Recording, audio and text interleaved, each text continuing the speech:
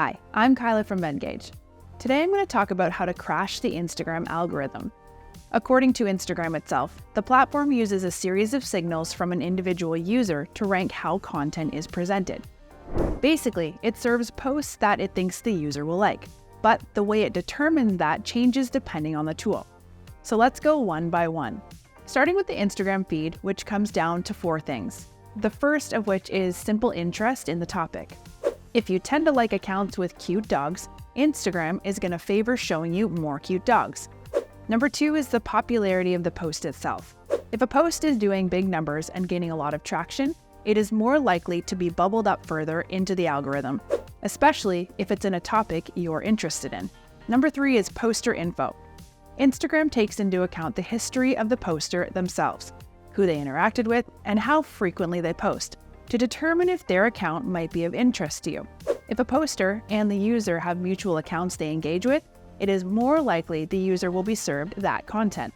And finally, number 4 is interaction history. If a user has a history of engaging with the person, they're more likely to see their posts show up in the feed.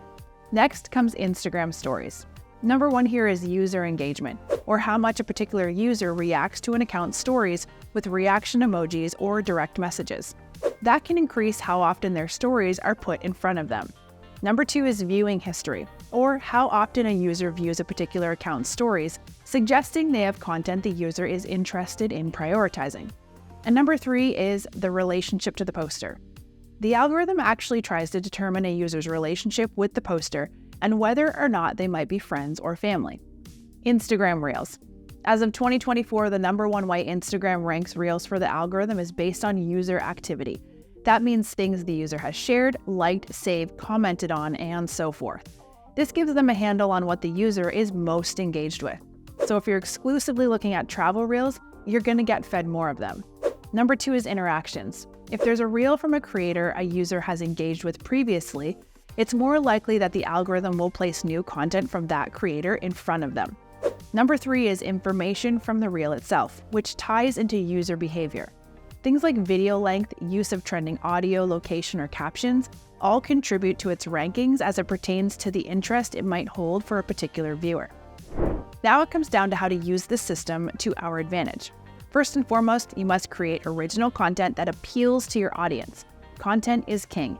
Make sure you're using high-res images and videos, offering compelling captions with clean copy and relevant hashtags, and really honing in on what makes you unique. You want to be sure you're creating engaging, scroll-stopping posts. For that purpose, try using Venngage, which provides pre-designed and customizable templates for everything, be it interesting infographics, social media posts, banners, pamphlets, brochures, you name it.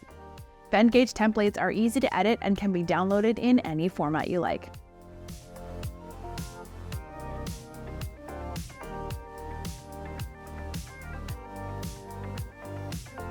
In the end, it's ideal you're posting 3 to 5 times a week in your feed and a little bit more in your stories.